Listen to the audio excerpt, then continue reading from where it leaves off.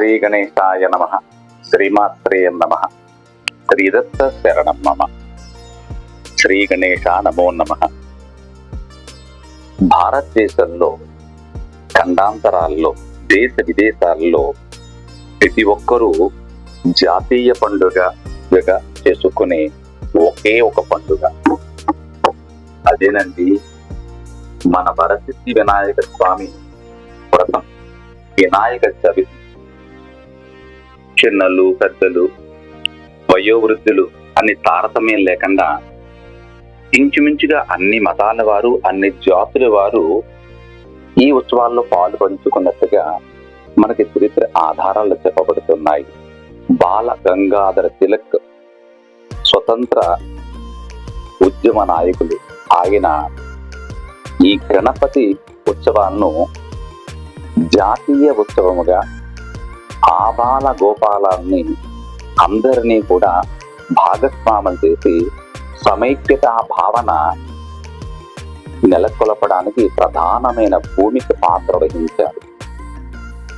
అలాంటి వరసిద్ధి వినాయక స్వామి వస్తుందంటే మానవుడు జీవితంలో కొత్త ఆశయాలు, కొంగత ఆశయాలు ఎదురుస్తూ ఉంటాయి. విద్యా ఆరంభంలో, వివాహ సమయంలో, యుద్ధ సమయంలో, ఏదైనా కార్యక్రమం ప్రారంభించే ముందు, ప్రయాణానికి వెళ్లే ముందు, నిశ్చయ తాంబూలాల ముందు ఆ గణపతిని ఆరాధిస్తారు, పూజిస్తారు. ఆ స్వామి యొక్క అనుగ్రహంతో అనేకమైన కార్యక్రమాలు విజయవంతంగా పూర్తవుతున్నట్టుగా మన శాస్త్రాలు చెప్పబడుతున్నాయి. 7 కోట్ల మహామంత్రాలు కలిగిన ఆ స్వామి, కోటి సూర్యులతో ప్రకాశించే స్వామి వరసిద్ధి వినాయక స్వామి. ఆ స్వామికి ఈ వినాయక చవితి అంటే భాద్రపద శుద్ధ చవితి, శుక్లపక్షంలో వచ్చే చవితిని మనకి వినాయక చవితి అంటారు. ఇది సర్వసాధారణంగా మనకి అస్త, చిత్త, స్వాతి నక్షత్రాల్లో మనకి వస్తూ ఉంటుంది. అది మంగళవారం కానీ బుధవారం కానీ వస్తే చాలా విశేషంగా చెప్పబడుతూ ఉంటుంది ఈ వినాయక చవితి. ఈ వినాయక చవితి నాడు స్వామికి అనేక రకాలతో మన పువ్వులు పళ్ళతో స్వామికి నివేదన చేసినా కూడా మన పూజలో ఉండ్రాలు ఎలాగ పెడతాం, పాలల్లో ఉండ్రాలు పెడతాం, స్వామి వారికి కావలసిన కుడుములు పెడతాము.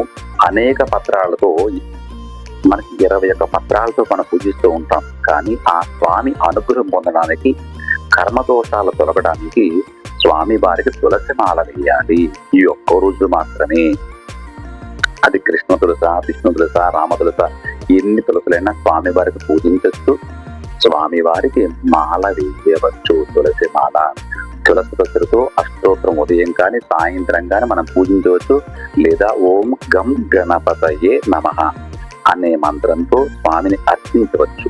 అలాగే స్వామికి ఆయా కాలంలో, ఆయా ఋతువుల్లో దొరికే ఫలాలు, జామకాయ కావచ్చు, దానిమ్మ కావచ్చు, బత్తాయి కావచ్చు, నారింజ పండు కావచ్చు, అరటి పండు కావచ్చు, పనసకాయ కావచ్చు, సపోటా పండు కావచ్చు.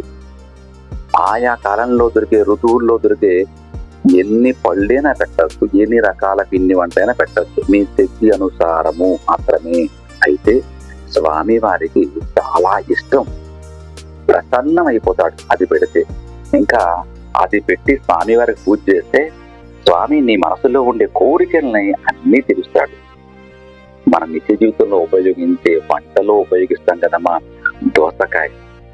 దోసకాయ ఆవకాయ పెట్టుకుంటాము, దోసకాయ పచ్చడి చేసుకుంటాము, దోసకాయ చింతపండు కలిపి దోస పచ్చడి చేసుకుంటాము.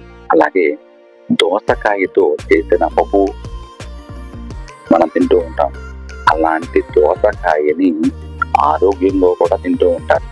అలాంటి దోసకాయ దగ్గర స్వామికి పెడితే చాలా చాలా ఆనందపడి ప్రసన్నమై స్త్రీకైనా పురుషుడికైనా చిన్నవారికైనా వాళ్ళు ఏ కోరికతో దండం పెట్టుకుంటే ఆ కోరిక తీర్చే స్వామి వరసిద్ధి వినాయక స్వామి.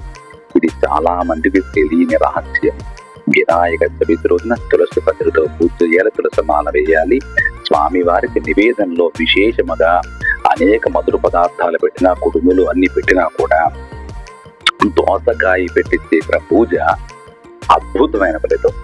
ఇది ప్రతి ఒక్కరూ గుర్తు పెట్టుకొని ముందుగానే కొనుక్కోండి. దోసకాయ మర్చిపోకుండా స్త్రీమూర్తులు పురుషులు కూడా ఆ స్వామి వారికి దోసకాయ పెట్టండి. ఎప్పుడైనా మీరు గుళ్ళోకి పెట్టినప్పుడు కూడా దోస పండు చిన్నది పెద్దదో మీ శక్తి అనుసారం పట్టుకెళ్ళి ఆ స్వామికి నివేదన చేసుకొని ఆ స్వామి పట్టుకెళ్ళి స్వామికి నివేదన చేసుకోండి. ఒక పండు ఫలంగా తీసుకొని కుటుంబ సభ్యులందరూ కూడా దాన్ని ప్రసాదంగా స్వీకరించండి.